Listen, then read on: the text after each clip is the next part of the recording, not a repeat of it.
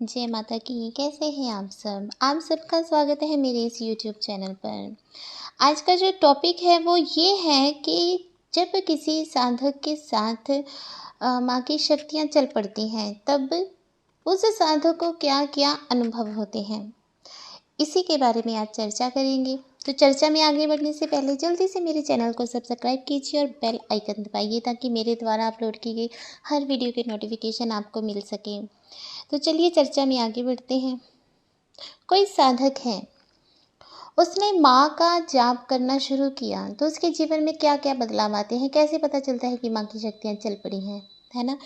माँ जो काली है वो जागृत देवी है, कलयुग की जागृत माँ है, जागृत शक्ति है ना। तो इनको तो नाम ले देने भर से ही इनके दर्शन हो जाते हैं। अगर आपने सच्चे मन से नाम लिया है, माँ को सच्चे मन से याद किया है, तो माँ स्वयं आकर खड़े हो जाती हैं। तो जब कोई साधक माँ की प्रतिमा घर में लेके आता है और प्रतिमा के सामने बैठकर माँ के मंत्र का जाप करता है, माँ के बीज मंत्र का जाप करता है, या शाबर मंत्र का जाप करता है, या वैदिक मंत्र का जाप करता है, किसी भी मंत्र का जाप करता है, तो धीरे धीरे माँ की शक्तियाँ जागृत होने लगती हैं। ठीक है। तो सबसे पहले होता क्या है कि जो साधक है उसके जीवन में थोड़ा-सा भूचाल आना शुरू हो जाता है, थोड़ा तनाव शुरू हो जाता है, घर में लड़ाई झगड़े होने शुरू हो जाते हैं। क्योंकि माँ के साथ जो शक्तियाँ चलती हैं वो नेगेटिव शक्तियाँ भी चलती हैं, नकारात्मक शक्तियाँ भी चलती हैं। माँ की जब जहाँ माँ की शक्तियाँ ने पहुँचना होता है ना, सबसे पहले तो वहाँ माँ के दूत पहुँचते हैं। ठीक है, जब माँ के दूत पहुँचते हैं तब वो ये सब देखने के लिए साधक की परीक्षा लेते हैं कि क्या साधक माँ के दर्शनों के लायक है या नहीं, है ना। कुछ लोग होते हैं कुछ लोग होते हैं थोड़ी सी परीक्षा जब आरंभ होती है ना, तो वो अपनी पूजा पाठ छोड़ देते हैं और सामान्य जीवन जीना शुरू कर देते हैं, है ना। तो ऐसे लोगों के पास भगवती कभी भी नहीं आती है। इसलिए जब माँ ने कहीं किसी भक्त को दर्शन देने होते हैं, तब वो अपने पहले दूतों को भेजते हैं भक्त की परीक्षा लेने के लिए, कि क्या ये परीक्षाओं से डर कर मेरी भक्ति छोड़ देगा, मेरा मार्ग छोड़ देगा, मुझे देखने की अपनी अभिलाषा को छोड़ देगा, है ना। तो ये सब देखने के लिए वहाँ अपने दूतों को भेजती हैं। तो जब दूत आते हैं तब उस साधक की, उस भक्त की परीक्षा लेते हैं। परीक्षा के चलते घर में लड़ाई झगड़े तनाव शुरू हो जाता है, बात बात पर गुस्सा साधक को आना शुरू हो जाता है। तो साधक जिन लोगों के बारे में सोचता है कि ये लोग मुझे बहुत प्रेम करते हैं, उन लोगों का असली चेहरा उस साधक के सामने वो माँ के दूत लेकर आते हैं। ठीक है, तो जैसे साधक किसी परेशानी में फँसा होता है, तो जो प्रियजन होते हैं साधक के, है ना, जो कहने को प्रियजन है लेकिन उनके मन में क्या चल रहा है ये साधक को नहीं पता है। सबसे पहले ऐसे लोग दूर हो जाते हैं। साधक को लगता है कि पता नहीं क्यों मेरे अपने ही मेरे साथ ऐसा छल कर रहे हैं, क्यों मेरे साथ ऐसा कर रहे हैं, क्यों मुझसे मुख मोड़ रहे हैं, क्यों मुझसे बात नहीं कर रहे हैं। ऐसी बातें साधक के मन में आने लगती हैं। लेकिन अगर साधक ऐसी बातों पर गौर ना करके अपनी पूजा पाठ पर ही ध्यान रखता है, तब उसके साथ और भी अनुभव होने शुरू हो जाते हैं। ठीक है, तो जैसे जैसे उसको अनुभव होते हैं परंतु वो अपनी पूजा पाठ नहीं छोड़ता है, तब एक समय ऐसा आ जाता है कि जब माँ स्वयं आकर साधक को दर्शन देती हैं और साधक को आशीर्वाद देती हैं। अब आपने अगर कोई गहना बनवाना है तो आप सुनार के पास जाते हैं, तो सुनार भी पहले जो सोने की ईंट होती है ना, सोने की ईंट को पहले वो औजारों से काटता है, फिर उसको गलाता है। जितने ग्राम का या जितने तोले का आपने कोई आभूषण बनाना है, उसी के हिसाब से उसको तोल कर गलाता है। ठीक है, उसको आकार देने के लिए नोकीली औजार होते हैं नोकीले, उनसे आकार दिया जाता है, उन पर आकृतियाँ बनाई जाती हैं, फूल वगैरह बनाए जाते हैं। बहुत मेहनत करने के बाद जो आभूषण तैयार होता है ना, तब वो आभूषण आपके माथे की, आपके हाथों की, आपके गले की शोभा को बढ़ाता है। उसी प्रकार से जैसे कि सुनार ने एक सोने के ईंट को गहने के रूप में ढालने के लिए पहले उसे जलाया, तपाया, ठोका, बजाया, नोकीले औजारों का उस पर इस्तेमाल किया, तब वो जाकर गहना बना, है ना। उसी प्रकार से माँ भी अपने दूतों द्वारा साधक को परीक्षा लेती है और साधक की परीक्षा लेकर साधक को इतना मजबूत बना देती है कि आने वाले समय में कोई भी परीक्षा या कोई भी समस्या साधक को विचलित ना करे। तब क्या होता है, जब साधक परीक्षाओं के दौरान चल रहा होता है, तब साधक के मन में ये बात आती है कि मैं परीक्षा छोड़ दूं। जहाँ उसने ये सोचा कि मैं पूजा पाठ छोड़ दूं, मैं साधना छोड़ दूं, वही उसके साथ गलत होता है। उसे ऐसा नहीं करना चाहिए। अगर आपके साथ ये सब हो रहा है तो यही समझिए कि आपकी परीक्षाएं चल रही हैं। आपको माँ एक आभूषण बना रही है, एक ऐसा आभूषण आपको बना रही है जिसकी बहुत कीमत है, ठीक है।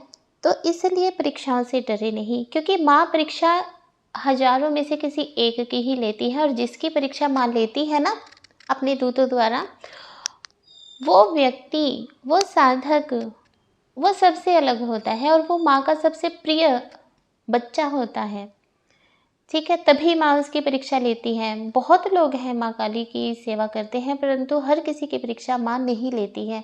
माँ परीक्षा उन्हीं की लेती है जो माँ के दिल के सबसे ज़्यादा नज़दीक होते हैं, ठीक है। उन्हीं की परीक्षा माँ द्वारा, माँ के दूतों द्वारा ली जाती है, क्योंकि माँ चाहती है कि ये अपने पूर्व जन्म के कर्म जो उसने मान लो कोई पाप कर्म किया है अपने पिछले जन्म में, या इसी जन्म में उससे कोई पाप हो गया है, तो उसकी जो सज़ा है, उसकी जो पश्चाताप है, वो अभी अभी कर ले, ताकि इसके आने वाला जो भी जीवन है वो बहुत ही अच्छा हो, बहुत ही खुशहाल हो। फिर जब माँ परीक्षा लेती है, तब ये भी आपको सोचना है कि स्कूल में परीक्षा कब होती है। जब बच्चा पूरा साल पढ़ाई करने के बाद जब उसने अगली कक्षा में प्रवेश करना होता है, तब परीक्षा होती है।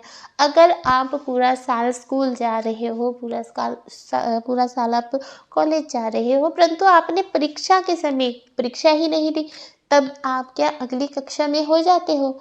नहीं होते ना। उसी तरह से जब माँ परीक्षा लेती है, तब उस परीक्षा में से पास होना, सफल होना बहुत ज़रूरी होता है। जब आप उस परीक्षा में से पास होकर अगली कक्षा में जाते हैं, यानी कि अपने जीवन के अगले पड़ाव में पैर रखते हैं, तब उस समय आपका जीवन बदल जाता है, क्योंकि आपने जो परीक्षाएं दी हैं, उस परीक्षा से आप एक सोने की ईंट से बदलकर एक सोने का सुंदर आभूषण बन चुके होते हैं।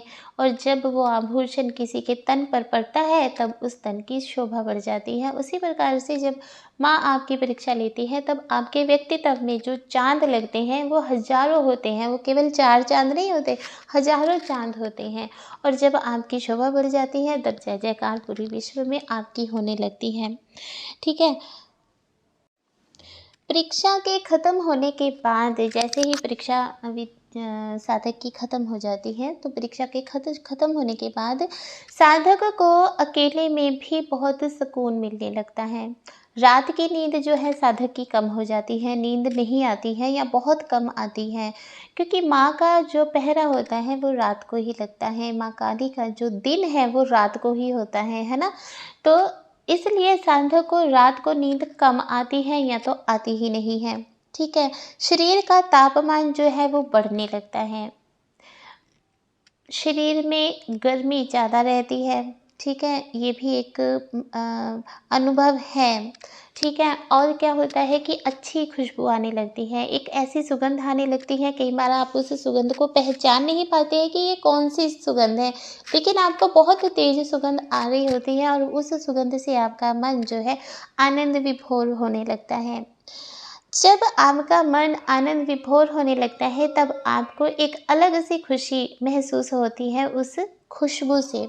तो ये सबसे बड़ा जो अनुभव शिष्यों के साथ होता है या अनुभव साधकों के साथ होता है, उपासकों के साथ होता है। शिष्य जो साधक होते हैं, उनका गुस्सा आना कम हो जाता है। गुस्सा तो उनको आता है, उसी प्रकार से आता है, परंतु उनका अपने गुस्से पर कंट्रोल हो जाता है। तब उनको ये ज्ञान हो जाता है कि किस बात पर गुस्सा दिखाना चाहिए, कब गुस्सा नहीं दिखाना चाहिए। तो इस चीज़ का उनको पता चल जाता है। जो साधक होते हैं, जो भगवती की जिन पर कृपा हो चुकी होती है, उनके साथ ये अनुभव होता है कि ऐसे लोगों को अकेले रहना पसंद होता है। ज़्यादा भीड़-भाड़ में रहना उनको अच्छा नहीं लगता है। एक सबसे अलग-सा अनुभव ये भी होता है जिससे साधक या उपासक जो हैं वो डर भी जाते हैं। उन्हें कई बार पूजा करते समय ऐसे लगता है कि जैसे उनके पीछे कोई खड़ा है।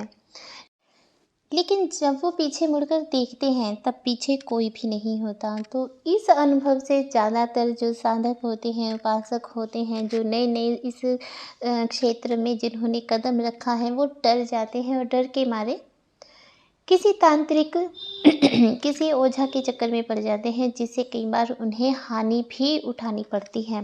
तो अगर आपके साथ ये अनुभव हो रहा है कि आप पूजा पाठ करते हैं, आंखें बंद करके मंत्र उच्चारण करते हैं और आपको ऐसा आभास होता है कि आपके पीछे कोई खड़ा है, तो ऐसे में आपने पूजा पाठ पूजा पाठ छोड़कर किसी तांत्रिक के पास नहीं जाना है, किसी के पास भी नहीं जाना है। अगर आपका कोई गुरु है तो सिर्फ़ अपने गुरु से ही संपर्क करना है। अगर आपका गुरु नहीं है तब भी आपने पूजा पाठ नहीं छोड़ना है और भगवती की आराधना करते रहना है। ठीक है? तो जब आप पूजा पाठ नहीं छोड़ेंगे तो ये समझिए कि भगवती आपके पीछे, पीछे, पीछे, पीछे चल रही है, आपके साए की तरह आपकी रक्षा करने के लिए।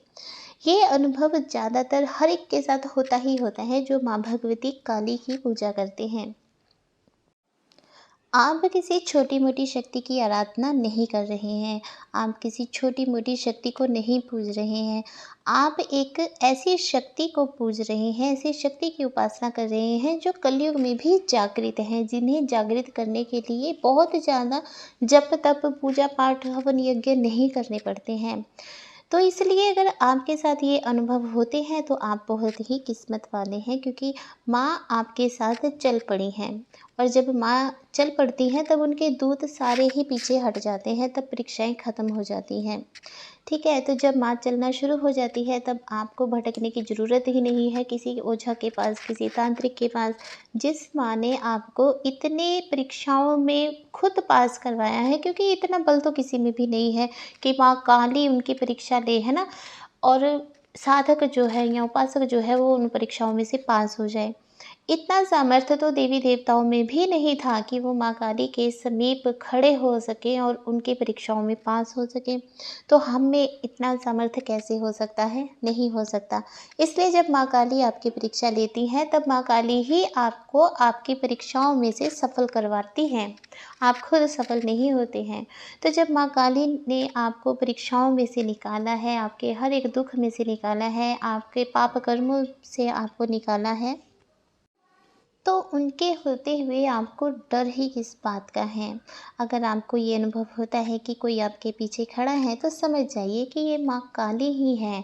उन्होंने आपको ये इशारा किया है, ये संकेत दिया है कि मैं तुम्हारे साथ हूँ, तुम्हारे अंग-संग हूँ, तुम्हें घबराने की, चिंता करने की कोई आवश्यकता ही नहीं है।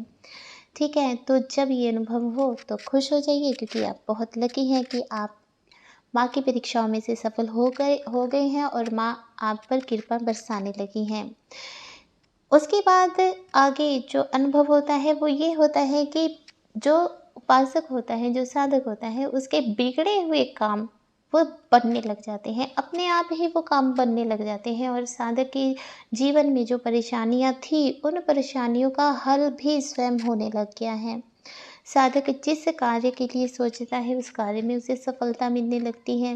अगर वो कोई बिज़नेस करता है तो उसमें उसे प्रॉफ़िट होने लगता है। अगर वो कोई जॉब कर रहा है तो उसमें उसे उन्नति प्राप्त होती है। घर में सुख शांति रहती है। अगर साधक अनमैरिड है, विवाहित नहीं है, तो उसका किसी ऐसे जीवन साथी के साथ संपर्क होता है। ऐसा मतलब उसे जीवन साथी ऐसा मिलता है कि जो उसकी भक्ति में उसकी सहायता करे। है ना? अगर साधक जो है वो शादीशुदा है, तब भी अगर उस साधक का जीवन साथी पूजा पाठ में नहीं है, तो उसका जो जीवन साथी है उसका माइंड माता रानी खुद ऐसे सेट कर देती हैं कि वो भी साधक के साथ मिलकर पूजा पाठ करना शुरू कर देता है।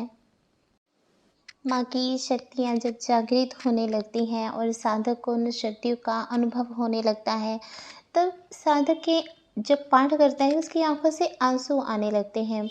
ये नहीं है कि उसे कहीं दर्द हो रहा है या उसे कोई बात की परेशानी है, लेकिन अपने आप ही जैसे जैसे वो पूजा पाठ करता है, उसके शरीर का जो तेज होता है उसकी आंखों से आंसू बनकर बहने लगता है। उस समय एक अलग सी अनुभूति होती है, जिसका अनुभव तो सिर्फ साधक ही बता सकता है कि ये कितना प्यारा अनुभव होता है। इसको शब्दों में बयान नहीं किया जा सकता। बहुत बड़ी-बड़ी उपासियाँ आनी शुरू हो जाती हैं पूजा पाठ करते समय, जब माँ काली की शक्तियाँ जागृत होती हैं। ये भी एक अनुभव है जो हर एक के साथ होता ही होता है। जब वो साधक किसी के साथ बात करता है और सामने वाला व्यक्ति किसी संकट में है, किसी मुसीबत में है, तब साधक की कही हुई बातों का इतना असर होता है कि उसकी बातें सच साबित होने लगती है, उसे वाक सिद्धि प्राप्त हो जाती है। जब वाक सिद्धि प्राप्त होती है तब साधक की बातें जो हैं वो सच साबित होने लगती हैं। किसी का किया कराया जादू टोना तंत्र मंत्र माँ काली के बच्चों पर नहीं चलता। जो लोग माँ काली की उपासना करते हैं, जो लोग माँ काली को पूजते हैं, उनके मंत्रों का उच्चारण करते हैं, ऐसे लोग माँ को बहुत प्रिय होते हैं और माँ उन पर ऐसा सुरक्षा चक्र बना देती है कि बड़े से बड़ा तांत्रिक भी उस सुरक्षा चक्र को भेद नहीं सकता। ऐसा सुरक्षा चक्र बन जाने के कारण जो साधक होता है वो हमेशा ही ऊपरी बाधाओं से मुक्त रहता है। उसका ऑरा जो है वो इतना स्ट्रॉन्ग हो जाता है कि उसका ऑरा खंडित नहीं हो पाता। तो ये सब अनुभव साधक के साथ होते हैं। अगर आपके साथ भी ये अनुभव हो रहे हैं तो आप अपने आप को बहुत ही सौभाग्यशाली समझिए कि भगवती काली की आप पर कृपा है। इसके अलावा और भी बहुत से अनुभव होते ही रहते हैं साधकों के साथ, जो माँ काली के साधक होते हैं, माँ काली के प्यारे बच्चे होते हैं। तो आज के लिए बस इतना ही। अगर आपको मेरी ये वीडियो पसंद आई है तो प्लीज़ लाइक, कमेंट और शेयर कीजिए। अगर आप मेरे चैनल पर नए हैं तो आप मेरे चैनल को सब्सक्राइब कीजिए, बेल आइकन दबाइए ताकि मेरे द्वारा अपलोड की गई हर वीडियो की नोटिफिकेशन आपको मिल सके। जय माता दी, खुश रहिए, खुशहाल रहिए।